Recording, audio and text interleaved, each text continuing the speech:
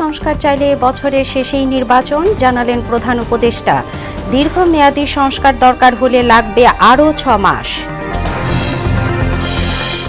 অবাধ সুষ্ঠু নির্বাচন নিয়ে গড়িমসি কেন, প্রশ্ন রিজভির। 111-এ সবচেয়ে বেশি নির্যাতিত হয়েছে বিএনপি, বললেন মির্জা আব্বাস।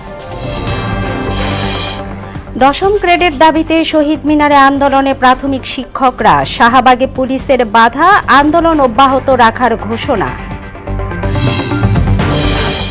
এবং ছুটির দিনে বাণিজ্য মেলায় ক্রেতা দর্শনার্থীদের উপচে পড়া ভিড়, বেচা বিক্রি ভালো হওয়ায় খুশি বিক্রেতারা, চারিদিকে অফারের ছড়াছড়ি।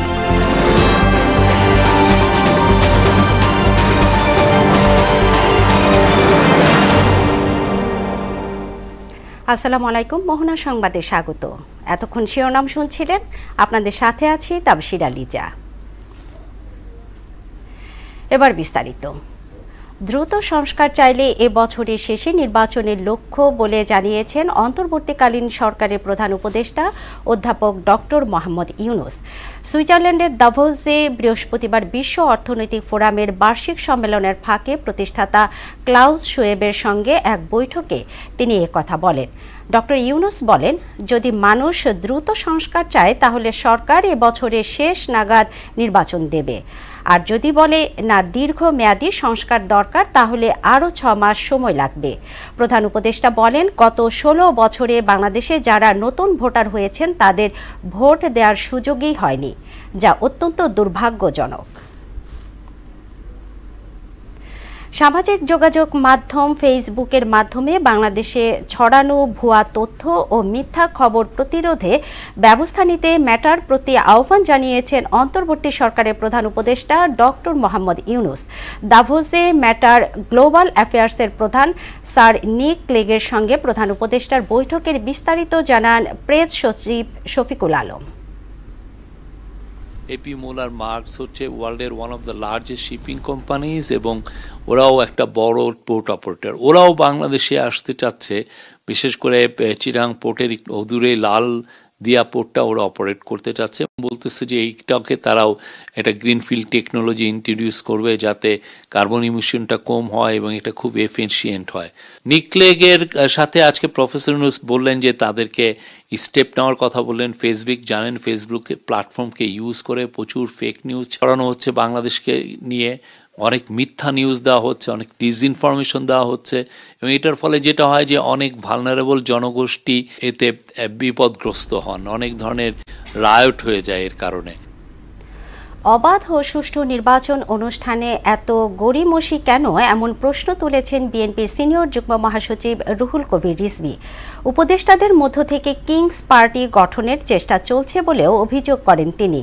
আর মির্জা আব্বাস বলেছেন, 111-এর সময় বিএনপি সবচেয়ে বেশি নির্যাতিত হয়েছে।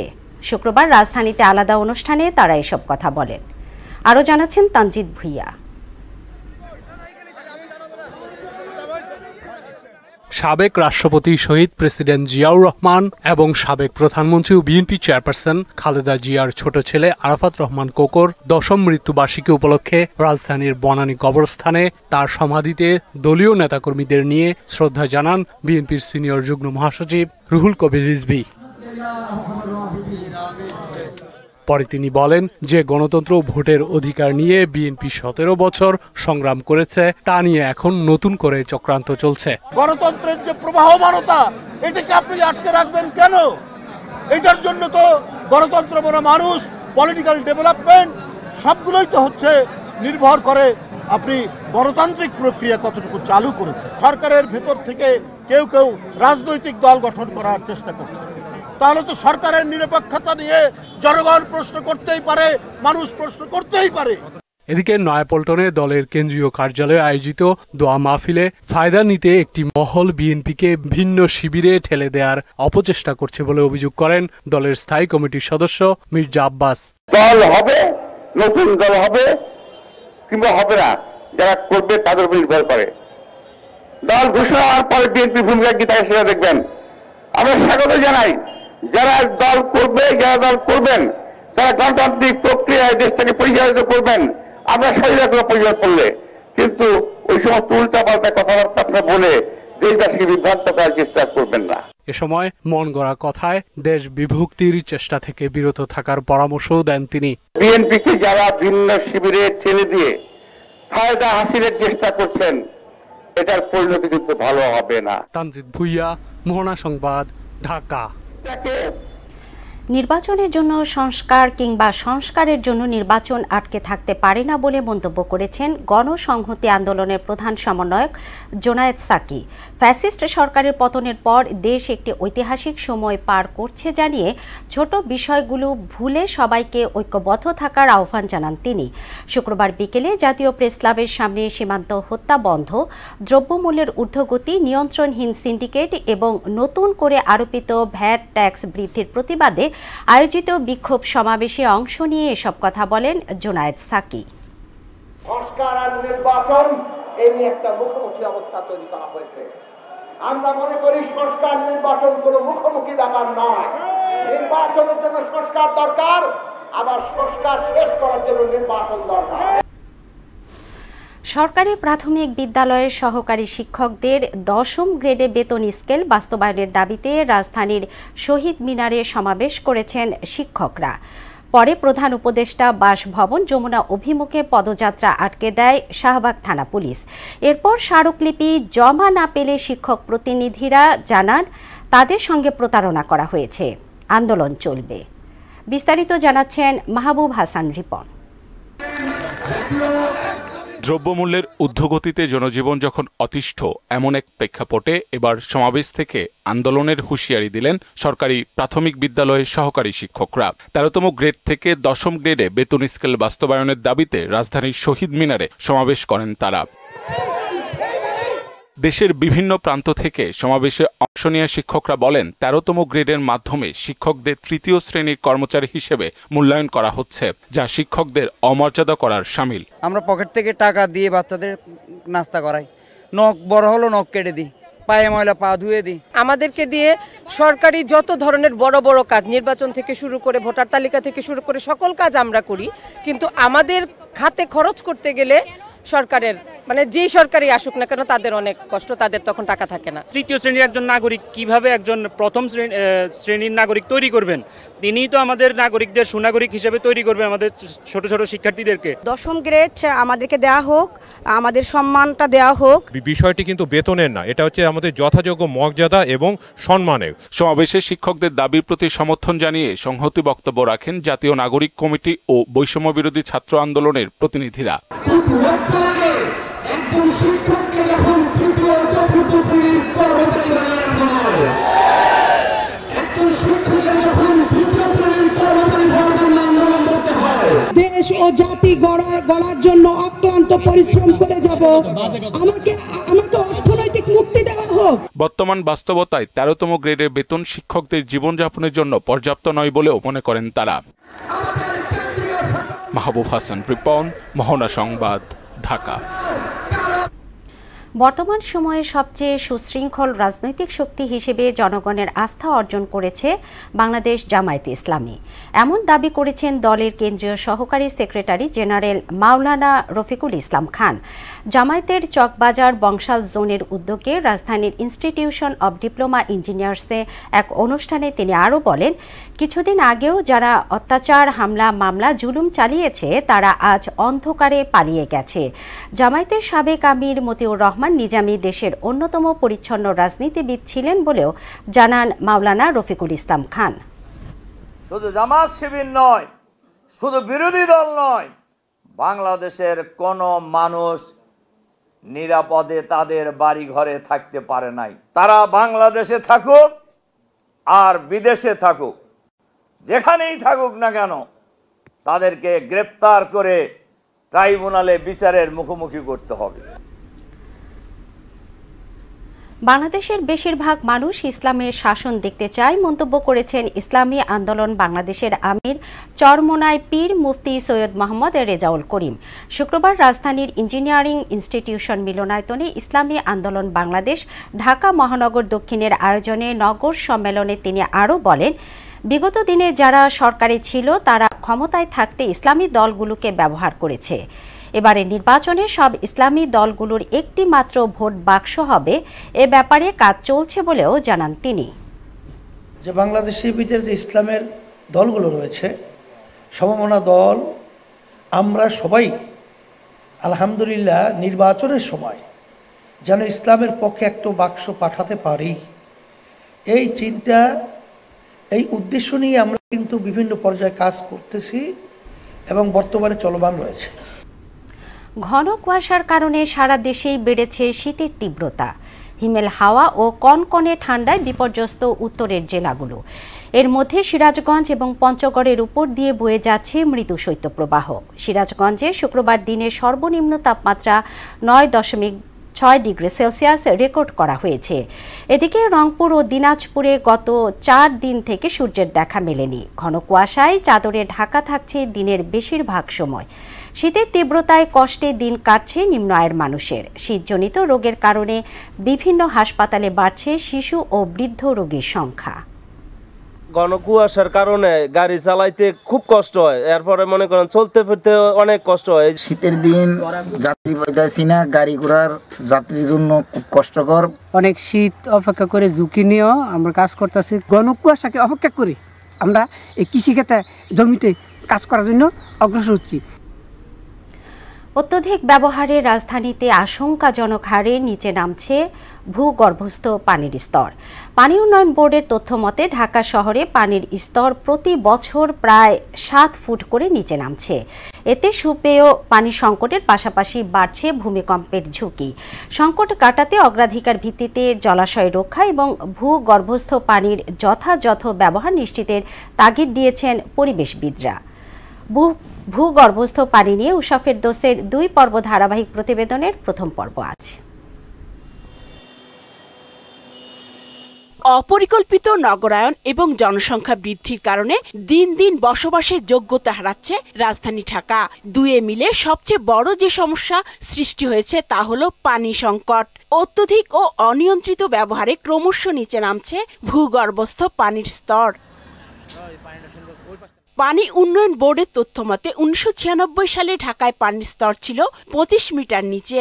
2005 সালে এটি নেমেছে 45 এবং 2023 সালে এসে 75 মিটারে নেমেছে।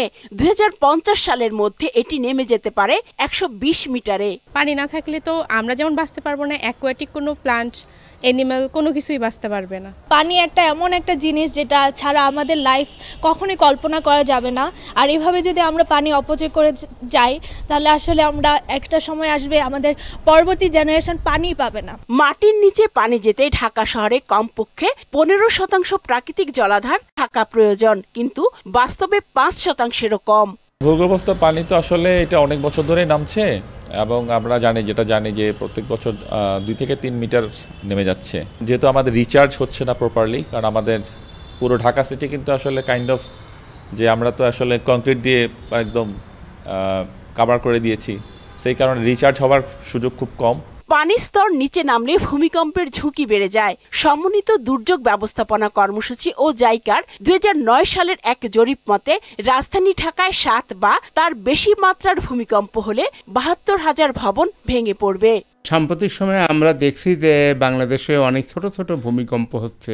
এই ছোট ছোট ভূমিকম্প কিন্তু ভবিষ্যতে একটা বড় ভূমিকম্পের একটা পূর্বাভাস। যেহেতু গ্রাউন্ড ওয়াটার নেমে যাচ্ছে, যে সাবসারফেস জিওলজিতে যে ব্যালেন্সটা যদি নষ্ট হয়ে যায় তাহলে ভূমিকম্প একটু মাঝারি ধরনের ভূমিকম্প হইলে পুরো ঢাকা শহরও কলাপস করতে পারে। এটা হচ্ছে সবচেয়ে বড় ভয়ের একটা কারণ। 1985 সাল থেকে বর্তমান সময় পর্যন্ত ঢাকায় 10,000 হেক্টরের বেশি জলাভূমি, খাল ও নিম্নাঞ্চল হারিয়ে গেছে। এমন পরিস্থিতি অব্যাহত থাকলে 2031 সাল নাগাদ জলাশয় ও নিম্নভূমির পরিমাণ মোট আয়তনের 10% নিচে নেমে যাবে। উষা ফেরদৌস, মোহনা সংবাদ, ঢাকা। পবিত্র রমজান মাসের দেরি আর 1 মাস, তবে এরই মধ্যে রমজানে নিত্য প্রয়োজনীয় পণ্যের দাম নিয়ে উৎকণ্ঠায় সাধারণ মানুষ। আলু পেঁয়াজের দাম কমলেও সয়াবিন তেলের সংকট এখনও কাটেনি। চিনি আর মসুর ডালের দাম ওঠানামার মধ্যে থাকলেও সব রকম বাদাম, খেজুর আর মশলার দাম বেড়েছে। আর মানভেদে প্রতি কেজি চালের দাম 52 থেকে 90 টাকা। আরও জানাচ্ছেন এমআর আসাদ। অবশ্যই পারবে, কারণ এটা তো বাংলাদেশে, এটা তো এটা আহামরি কিছু না। এটা রমজান আসলে সব জায়গায় অন্য অন্য দেশে কমে আর আমাকে বাংলাদেশে বাড়ে, এটাই তো নিয়ম। রমজান মাসের আগমনের আগেই বাড়ছে বাদাম, কিশমিশ ও মশলা সহ ইফতারি পণ্য সামগ্রীর দাম। আর এ নিয়েই নিজের হতাশা আর উৎকণ্ঠা তুলে ধরলেন এই ক্রেতা। বাজার তো সবটাই বাড়তেছে দাম। এই বাদাম কিনলাম, এর আগের বারে কিনছিলাম, একটু কম পাইছি। এই সপ্তাহে এসে দেখতেছি প্রত্যেকটা দাম বাড়ানো। ব্যবসায়ীরা বলছেন আগাম উদ্যোগ নিলে এবার দ্রব্যমূল্য নিয়ন্ত্রণে রাখা সম্ভব। এলআইসি ধরেন আপনার 5,000 টাকা আছে ভালোটা, আর নর্মালটা আছে 44 টাকা। আর আপনার লবঙ্গ দামও বাড়তি আগের থেকে একটু, ঠিক আছে। আর কিশমিশের বাজারও বেশি। মরিয়াম 1100 টাকা অরিজিনালটা, আর ডুপ্লিকেট একটা আছে 800 টাকা। আম্বার আছে 1400 টাকা অরিজিনালটা। যদি রোজা কমে তাহলে অবশ্যই আরও কমে বেচবো। নাগালে এসেছে আলু পেঁয়াজের দাম, তবে সয়াবিন তেল এখনো ধরাছোঁয়ার বাইরে। চিনি আবার একটু 200 টাকা বাড়িয়ে গেছিল, আবার 100 টাকা কমছে। কমে আর বাড়লে একসাথে বাড়িয়ে যায়। তো মোটামুটি একটা নিয়ন্ত্রণে থাকবে রোজার বাজার, আমার মনে হয়। গভর্নমেন্ট যদি ব্যবসায়ী মনে করেন বড় বড় কোম্পানিদের সাথে সমঝোতা করি, এটা একটা স্থিতিশীল করা উচিত, কারণ না হলে কোম্পানিরা ঠিক মতন মাল দিচ্ছে না। চালের বাজারের অস্থিরতা যেন কাটছেই না। ভালো মানের 1 কেজি চালের জন্য ক্রেতাকে গুনতে হচ্ছে প্রায় 100 টাকা। মোটা চাল চলে এলো 52 টাকা, আর একটু ভালো নিলে হলো 58 টাকা। আড়াই চাল চলে 58 টাকা 60 টাকা, মিনিকেট 80 টাকা 82 টাকা, নাজের চাল 90 টাকা 85 টাকা 80 টাকা। মেলাররাই বলতেছে ধানের দাম নাকি বেশি, এই জন্য নাকি চালের দাম বাড়ছে। রমজানে পণ্যমূল্য স্বাভাবিক রাখতে সরকারকে এখনই উদ্যোগ নেয়ার পরামর্শ দিয়েছেন সংশ্লিষ্টরা। MR আসাদ, মোহনা সংবাদ, ঢাকা। সাপ্তাহিক ছুটির দিনে জমে উঠেছে ঢাকা আন্তর্জাতিক বাণিজ্য মেলা। রাজনৈতিক ও অর্থনৈতিক সংকট থেকে উত্তরণের চেষ্টার মধ্যেই শুরু হয়েছিল ঢাকা আন্তর্জাতিক বাণিজ্য মেলা। মেলার 29তম আসর, তবে প্রথম দিকে তেমন একটা সাড়া পাওয়া না গেলেও মেলার চতুর্থ শুক্রবার সকাল থেকেই ক্রেতা দর্শনার্থীদের পদচারণায় মুখর হয়ে ওঠে মেলা প্রাঙ্গণ। মনিরুল ইসলামের প্রতিবেদন। ছুটির দিনে ক্রেতা দর্শনার্থীদের ভিড়ে বেচাকেনায় জমজমাট ঢাকা আন্তর্জাতিক বাণিজ্য মেলা। পূর্বাচলে বাংলাদেশ চায়না ফ্রেন্ডশিপ এক্সিবিশন সেন্টারে বাণিজ্য মেলা প্রাঙ্গণ ঘুরে দেখা যায় সকাল 10টায় গেট খোলার পরপরই মেলা প্রাঙ্গণে আসতে শুরু করে ক্রেতা দর্শনার্থীরা। তারা বিভিন্ন স্টল ঘুরে দেখার পাশাপাশি কেনাকাটা করছেন। আগে জায়গাটা বেটার ছিল, এই জায়গা থেকে এই জায়গাটা বেশি একটা দূর, যার কারণে মানুষজন আসতে খুব কষ্ট হয়ে যেতেছে। দূরে হোক তারপরও নিরিবিলি একটা জায়গা, পরিবেশটা সুন্দর। বাইরের যে প্রোডাক্টগুলো ওইগুলো কম আসছে মনে হচ্ছে, ওই যে পরিস্থিতির কারণে আর কি। বেশি ভিড় লক্ষ্য করা গেছে গৃহস্থালী জিনিসপত্র, শীতের পোশাক, কাপড় ও খাবারের দোকানগুলোতে। তবে তুলনামূলক কম ভিড় রয়েছে ইলেকট্রনিক্স ও আসবাবপত্রের স্টল প্যাভিলিয়নে। আর বাড়তি দামের অভিযোগ করলেন ক্রেতারা। এর আগেরবার আসছি, কিন্তু আগেরবার থেকে এবার অনেক উন্নত দেখতেছি। ক্রাউডটা অনেক বেশি, কিন্তু এমনি সর্বোপরি নিরাপত্তা সবকিছু মিলিয়ে বেস্ট। বাবা মায়ের সঙ্গে মেলায় এসেছে শিশুরাও। ঘুরে ঘুরে পছন্দের জিনিস কিনবে বলে জানায় তারা। আমার আম্মুর সাথে এসেছি, অনেক মজা লাগতেছে, কিন্তু এইখানে দাম অনেক বেশি, এর জন্য কিছু কিনতে পারতেছি না। আর ফ্যামিলির সাথে এসেছি আমি। ব্যবসায়ীরা বলছেন দিন দিন মেলায় ভিড় বাড়ছে, বেচা বিক্রিও ভালো হচ্ছে। শুরুতে আমরা প্রথমে কাস্টমার কম পেয়েছিলাম, এখন আলহামদুলিল্লাহ কাস্টমার আসছে, দেখতেছে অনেক ক্রেতা আসছে, কিন্তু আমাদের সেলটা একটু কম, হয়তো অর্থনৈতিক মন্দার কারণে এটা হইতে পারে। পর্যাপ্ত পরিমাণ ভিড় আজকে, যেহেতু ফ্রাইডে, তো অনেক কাস্টমার আসছে আজকে। এবছর দর্শক আছে, ক্রেতা কম। মেলায় আসা দর্শনার্থীরা নিজেদের দৈনন্দিন জীবনের প্রয়োজনীয় গৃহস্থালী, আসবাবপত্র, প্রসাধনী, শীতের কাপড়, শাড়ি, খাবার, হস্তশিল্প, জুয়েলারি সামগ্রী সহ প্রায় সব স্টলে ছিল লোকে লোকারণ্য। মনিরুল ইসলাম, মোহনা সংবাদ, ঢাকা। 5 আগস্ট শেখ হাসিনা বিদায় নিলেও দেশে গণতন্ত্র পুনরুদ্ধার সম্ভব হয়নি বলে মন্তব্য করেছেন বিএনপির জাতীয় নির্বাহী কমিটির ক্রীড়া বিষয়ক সম্পাদক ও ঢাকা মহানগর উত্তর বিএনপির আহ্বায়ক আমিনুল হক। শুক্রবার রাজধানীর মিরপুর পল্লবীতে আরাফাত রহমান কোকোর 10ম মৃত্যুবার্ষিকী উপলক্ষে স্থানীয় বিএনপির আয়োজনে দোয়া ও মিলাদ মাহফিল অনুষ্ঠানে তিনি এসব কথা বলেন। দোয়া ও মাহফিল শেষে শিশু, দরিদ্র, দুস্থদের মেহমানদারি করান তিনি। বাংলাদেশের মানুষের যে স্বপ্ন, যে প্রত্যাশা, যে আকাঙ্ক্ষা, সেটা বাস্তবায়নের জন্য বাংলাদেশকে পরিপূর্ণভাবে স্বৈরাচার মুক্ত করতে হবে। বাংলাদেশের গণতন্ত্রের জন্য যে লড়াই করেছে, সেই গণতন্ত্র এখন পর্যন্ত কিন্তু পরিপূর্ণভাবে পুনরুদ্ধার হয়নি। পুনরুদ্ধার তখনই হবে যখন বাংলাদেশের মাটিতে একটি অবাধ সুষ্ঠু নির্বাচন হবে। সেই নির্বাচনের মাধ্যমে বাংলাদেশের জনগণের সরকার প্রতিষ্ঠা হবে।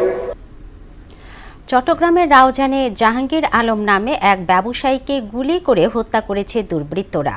শুক্রবার দুপুরে রাউজানের নোয়াপাড়া এলাকায় এ ঘটনা ঘটে। এ সময় দুর্বৃত্তদের গুলিতে আরও একজন গুলিবিদ্ধ হন। জাহাঙ্গীর আলম সাবেক ইউপি সদস্য আবু সৈয়দের ছেলে।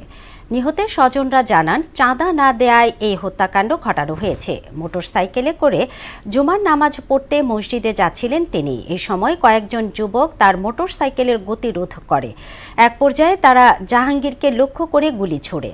এতে গুলিবিদ্ধ হয়ে ঘটনাস্থলেই মারা যান জাহাঙ্গীর। টেকনাফের গভীর বনে অভিযান চালিয়ে অপহরণকারীর ডেরা থেকে শিশুসহ 15 জনকে উদ্ধার করেছে পুলিশ। এ সময় অপহরণ চক্রের 2 সদস্যকে আটক করা হয়। আটককৃতরা হলেন টেকনাফ উপজেলা বাহারছড়া ইউনিয়নের মোহাম্মদ হারুন ও নূর মোহাম্মদ। শুক্রবার বিকেলে টেকনাফ বাহারছড়া কচ্ছপিয়া পাহাড়ে অভিযান চালায় পুলিশ। সম্প্রতি মুক্তিপণের দাবিতে বাংলাদেশি 5 জন এবং রোহিঙ্গা শিশুসহ 10 জনকে তুলে নিয়ে যায় অপহরণকারীরা। পরে আস্তানায় রেখে মুক্তির জন্য আত্মীয় স্বজনের কাছে মোটা অঙ্কের টাকা দাবি করে তারা। নারায়ণগঞ্জের সোনারগাঁয়ে চলছে মাসব্যাপী কারুশিল্প মেলা ও লোকজ উৎসব। লোক ও কারুশিল্প ফাউন্ডেশনের বিশাল চত্বরের এই মেলায় প্রতিদিনই সমাগম ঘটছে নানা বয়সী মানুষের। লোকজ শিল্পের প্রসার ঘটাতেই এই মেলার আয়োজন বলে জানান ফাউন্ডেশন। আজমের ইসলামের প্রতিবেদন, জানাচ্ছেন আফরিন পপি। দেশের কারুশিল্পকে তুলে ধরার লক্ষ্যে নারায়ণগঞ্জের সোনারগাঁয়ে মাসব্যাপী মেলায় শখের হাড়ি, নকশি কাঁথা, জামদানি শাড়ি, বাঁশ ও বেতের ঝুড়ি, তামা, কাঁসা, মাটি, কাঠ ও পাটের পণ্য সহ পাওয়া যাচ্ছে শতরঞ্জি সামগ্রী। চারু ও কারুশিল্পীদের 32টি স্টল সহ মোট 100টি স্টল রয়েছে মেলাতে। আছে বায়োস্কোপ ও পুতুল নাচ সহ নানা ধরনের খাবারের দোকান। এছাড়াও মেলাতে থাকছে গ্রাম বাংলার জারি শাড়ি, ভাওয়াইয়া, মুর্শিদি, পল্লীগীতি, হাসন রাজার গান, লালন গীতি ও পুঁথিপাঠ। রাজধানী সহ দেশের বিভিন্ন স্থান থেকে প্রতিদিনই মেলায় আসছে নানা বয়সী দর্শনার্থীরা। প্রতি বছরই তো এটা হয়, এটা কখনো মিস করা হয় না, এটা আসি। মাসব্যাপী এই লোকজ মেলা আসলে আমরা পুরো বাংলার যেন রূপ ফিরে পাই। আমরা এখানে অনেক ঐতিহ্যবাহী জিনিস দেখেছি। এই তো আমাদের পুরো বাংলাদেশটাকে এটা তুলে ধরেছে আমাদের এক মেলার মধ্যে। বংশ পরম্পরায় অনেকে এ পেশায় থাকলেও আধুনিকতার ছোঁয়ায় এটি এখন বিলুপ্তির পথে। পরিশ্রমের তুলনায় পারিশ্রমিক কম হয়, এ পেশায় আসতে চায় না নতুন প্রজন্ম। মৃৎশিল্প শখের হাড়ি ব্যবহার হয়। তালের বিবর্তনে এখন আর কেউ চায় না শ্রম হিসেবে মূল্য না পাওয়াতে। এটা হলো ভবিষ্যৎ কারুশিল্পগুলো হারিয়ে যাচ্ছে। বায়োস্কোপ আর দেখে না, এই বায়োস্কোপ আস্তে আস্তে হারিয়ে যাচ্ছে। সারা বছরই লোকশিল্প, লোক কারুশিল্পকে প্রমোট করার জন্য এই ফাউন্ডেশনের কাজ করা উচিত। জেনারেশন, তাদের নেক্সট জেনারেশন কিন্তু এই শিল্পে আসতে চাচ্ছে না, কারণ হচ্ছে তারা যে আর্থিক সাপোর্ট পাচ্ছে সে সাফিসিয়েন্ট না, তাদের জীবন জীবিকা তারা চালাতে পারছে না। মেলায় আগত দর্শনার্থীদের নিরাপত্তার জন্য সার্বক্ষণিক নিয়োজিত আছে আইন শৃঙ্খলা বাহিনীর সদস্যরা। 2 লক্ষাধিক দেশি বিদেশি পর্যটক বা দর্শনার্থী মেলায় আসবে। মেলা আইন শৃঙ্খলা বিষয়ে আমরা জেলা প্রশাসন, জেলা পুলিশের সাথে আমরা সভা করেছি, উপজেলার অংশীজনদের সাথে সভা করেছি, রাজনৈতিক দল, পেশাজীবী সংগঠন। আমরা আশা করছি এখানে নিরাপত্তা কোনো বিঘ্ন ঘটবে না। প্রতিদিন সকাল 10টা থেকে রাত 8টা পর্যন্ত দর্শনার্থীদের জন্য মেলা উন্মুক্ত থাকছে। মেলা চলবে আগামী 16 ফেব্রুয়ারি পর্যন্ত। আফরিন পপি, মোহনা সংবাদ। দীর্ঘ 15 বছর বেদখলে থাকার পর উদ্ধার হয়েছে নাটোরের সিংড়া অংশের চলনবিলের 186 কিলোমিটার খাল। অল্প খরচে শস্য উৎপাদনে কৃষকের সেচ সুবিধা নিশ্চিত, ভূগর্ভস্থ পানির ব্যবহার কমানো সহ জীববৈচিত্র্য রক্ষায় খালটি খনন করা হয়। খালটি উদ্ধার হওয়ায় এর সুফল পাচ্ছেন কৃষকরা। রাশিদুল ইসলামের প্রতিবেদন, জানাচ্ছেন শারমিন স্বর্ণা। বিগত 3 অর্থবছরে বিএডিসির তত্ত্বাবধানে প্রায় 18 কোটি টাকা ব্যয়ে চলনবিলের সিংড়া অংশে 186 কিলোমিটার খাল খনন করা হয়। উদ্দেশ্য ছিল খননকৃত খালের পানির মাধ্যমে অল্প খরচে জমিতে সেচ সুবিধা সহ জলাবদ্ধতা থেকে ফসল রক্ষা, মাছ ও জীববৈচিত্র্য রক্ষা সহ কৃষকদের আর্থসামাজিক উন্নয়ন করা। কিন্তু খাল খননের পরই তা দখল করে বিভিন্ন অংশে বাঁধ দিয়ে কোটি টাকায় বিক্রি করে প্রভাবশালীরা। আমরা খুব সুযোগ সুবিধা পাচ্ছি, প্রত্যেকটা মানুষ এই জায়গায় মাছ মাইরা ঠিক আছে নিজেরা খাইতে পারে, এই খালের পানি ব্যবহার করতে পারে, মানে সব দিক দিয়ে আমরা সুযোগ সুবিধা পাইছি, অনেক সুবিধা পাচ্ছে। এই মনে করেন যে ভোটার জমিতে পানি দিচ্ছে, তারপরে আপনি মনে করেন গমের পানি দিচ্ছে, তারপরে মনে করেন যে ইরিভেত পানি দিচ্ছে। খাল খনন করে রাস্তাও হয়েছে, আমাদের অনেক সুযোগ সুবিধা হয়েছে, গাড়ি চালাতে পারতেছি। হাইটে তো লাগছিল, সে হাঁটাটা তো আর লাগিচ্ছে না, এখন মনে করেন যে সব সুবিধা। এই খালটার পানি দিয়ে আমরা জমিতে চাষ করছি, এই খালটার পানিটা অনেক সার উপযুক্ত পানি, এই খালটার নিয়ে আপনারা খুব উপকারী হয়েছে আমাদের। যেগুলো প্রভাবশালীদের দখলে ছিল সেগুলো এখন মানে অবমুক্ত। এই বিষয়ে গণমাধ্যমে সংবাদ প্রচার হলে খালগুলো দখলমুক্ত করে প্রশাসনের কর্মকর্তারা, কিন্তু কয়েকদিন যেতে না যেতেই পুনরায় দখল হয় খালগুলো। সম্প্রতি প্রশাসন ও সেনাবাহিনীর তৎপরতায় খালগুলো পুরোপুরি দখলমুক্ত হয়। তলবিলের নিচু অংশ যে সকল জায়গায় বর্ষার পরে পানি নিষ্কাশিত হতে পারতো না, কৃষকরা একটিমাত্র ফসল উৎপাদন করত, সে সকল জায়গায় এখন আর জলাবদ্ধতা তৈরি হয় না, কৃষকরা একটি জায়গায় এখন দুটি ফসল উৎপাদন করতে পারে। বর্তমানে খালের পানি দিয়ে সেচ দেয়া, মাছ ধরা ও হাঁস পালন সহ খাল খননের সর্বোচ্চ সুবিধা কৃষকরা ভোগ করছেন বলে জানান উপজেলা নির্বাহী কর্মকর্তা। আমাদের উপজেলা প্রশাসন থেকে কড়া নির্দেশনা হচ্ছে যে এই খালগুলো একেবারে উন্মুক্ত থাকবে, এটা সাধারণ মানুষের জন্য, কৃষক যেন ব্যবহার করতে পারে, এখানকে পানি নিয়ে সেচ দিতে পারে, সাধারণ মানুষ যেন এই যে মিঠা পানির যে মাছ সেটা স্বাদ যেন সাধারণ মানুষও নিতে পারে। চলনবিল এলাকার প্রায় 18,000 হেক্টর জমির জলাবদ্ধতা দুর্ভূত হয়েছে এবং অতিরিক্ত 50,000 মেট্রিক টন খাদ্যশস্য উৎপাদিত হচ্ছে। খাল খননের ফলে চলনবিলের 18,000 হেক্টর জমির জলাবদ্ধতা নিরসন সহ তার সেচ সুবিধার আওতায় এসেছে। পাশাপাশি কৃষকরা বিভিন্ন সুবিধা পাচ্ছেন। শারমিন স্বর্ণা, মোহনা সংবাদ। দেশের বাইরের খবর। নাইজেরিয়ায় সশস্ত্র গোষ্ঠীর হামলায় কমপক্ষে 20 জন মৎস্যজীবী নিহত হয়েছেন। দেশটির উত্তর পূর্বাঞ্চলীয় প্রদেশ বর্নোতে বোকো হারামের বিদ্রোহীরা একটি গ্রামে হামলা চালালে হতাহতের এ ঘটনা ঘটে। এদিকে গাজায় যুদ্ধবিরতির পরেও ইসরায়েলি হামলায় 2 ফিলিস্তিনি নিহত হয়েছেন। অন্যদিকে যুক্তরাষ্ট্রে জন্মসূত্রে নাগরিকত্ব আইন বাতিলে ট্রাম্পের নির্বাহী আদেশ স্থগিত করেছেন দেশটির আদালত। কাজী শাহরিনের ডেস্ক রিপোর্ট। নাইজেরিয়ার উত্তর পূর্বাঞ্চলীয় প্রদেশ বর্নোতে বোকো হারামের বিদ্রোহীরা একটি গ্রামে হামলা চালালে 20 জেলে নিহত হয়। সিভিলিয়ান জয়েন্ট টাস্ক ফোর্সের সদস্যরা জানান, বিদ্রোহীরা গাদান গাড়ির মৎস্যজীবী সম্প্রদায়ের উপর গুলিবর্ষণ করে। বোকো হারাম 2009 সালে পশ্চিমা শিক্ষার বিরুদ্ধে লড়াই করতে এবং তাদের ইসলামিক আইনের সংরক্ষণ চাপিয়ে দেওয়ার জন্য অস্ত্র হাতে তুলে নেয়। বোকো হারাম 2009 সালে পশ্চিমা শিক্ষার বিরুদ্ধে লড়াই করতে এবং তাদের ইসলামিক আইনের সংরক্ষণ চাপিয়ে দেওয়ার জন্য অস্ত্র হাতে তুলে নেয়। দীর্ঘ 15 মাসের বেশি সময় পর ফিলিস্তিনের গাজায় যুদ্ধবিরতি চুক্তি কার্যকর হলেও থেমে নেই ইসরায়েলি হামলা। দক্ষিণ ও মধ্য গাজা উপত্যকায় ইসরায়েলি হামলায় আরও 2 জন ফিলিস্তিনি নিহত হয়েছে, আহত হয়েছে অনেকে। দক্ষিণ গাজার পশ্চিম রাফেহের তেল আল সুলতান এলাকার একটি বাড়ি লক্ষ্য করে হামলা চালালে হতাহতের এ ঘটনা ঘটে। ফিলিস্তিনের কর্তৃপক্ষ বলছে, গাজায় এখনও 11,000-এর বেশি মানুষ নিখোঁজ রয়েছে। এদিকে জন্মসূত্রে নাগরিকত্ব বাতিলে ট্রাম্পের আদেশ সাময়িকভাবে স্থগিত করেছেন যুক্তরাষ্ট্রের আদালত। ওয়াশিংটন অঙ্গরাজ্যের বিচারক জন কফনর এই সিদ্ধান্ত নেন। সে অনুযায়ী ট্রাম্পের এই নির্বাহী আদেশ 14 দিনের জন্য স্থগিত থাকবে।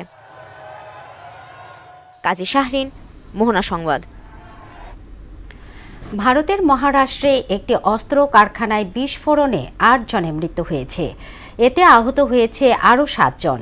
স্থানীয়দের মতে বিস্ফোরণের শব্দ এতটাই প্রকট ছিল যে তা 5 কিলোমিটার দূর থেকেও শোনা গেছে। শুক্রবার সকালে এ ঘটনা ঘটলে কেঁপে ওঠে পুরো এলাকা এবং কালো ধোঁয়ায় ঢেকে যায় চারদিক। বিস্ফোরণের ফলে কারখানার একটি ছাদ ধসে পড়ে। এর নিচে চাপা পড়েন অন্তত 12 জন কর্মী। খেলার খবর, বিপিএল প্রসঙ্গ।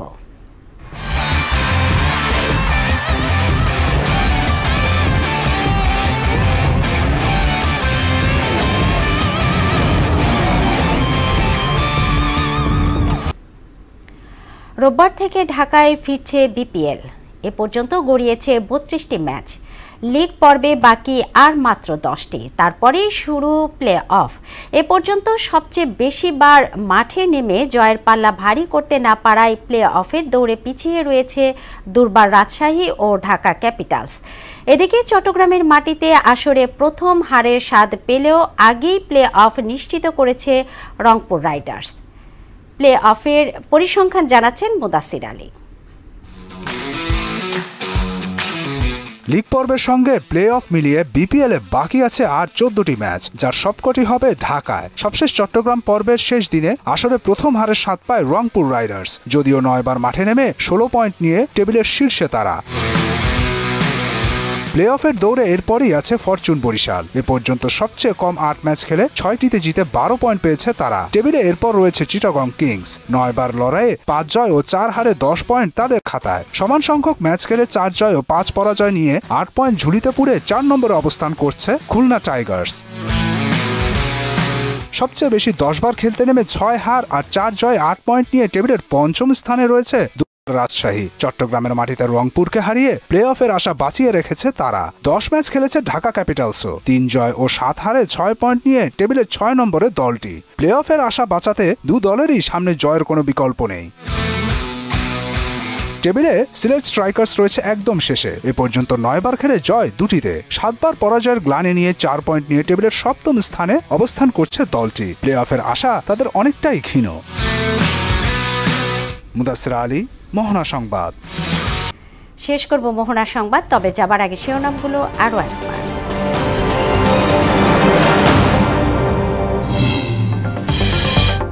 দ্রুত সংস্কার চাইলে বছরের শেষেই নির্বাচন, জানালেন প্রধান উপদেষ্টা। দীর্ঘমেয়াদী সংস্কার দরকার হলে লাগবে আরও 6 মাস। অবাধ সুষ্ঠু নির্বাচন নিয়ে গড়িমসি কেন, প্রশ্ন রিজভির। 111-এ সবচেয়ে বেশি নির্যাতিত হয়েছে বিএনপি, বললেন মির্জা আব্বাস। 10ম গ্রেডের দাবিতে শহীদ মিনারে আন্দোলনে প্রাথমিক শিক্ষকরা, শাহবাগে পুলিশের বাধা, আন্দোলন অব্যাহত রাখার ঘোষণা। এবং ছুটির দিনে বাণিজ্য মেলায় ক্রেতা দর্শনার্থীদের উপচে পড়া ভিড়। বেচা বিক্রি ভালো হওয়ায় খুশি বিক্রেতারা, চারিদিকে অফারের ছড়াছড়ি। এই ছিল মোহনা সংবাদে।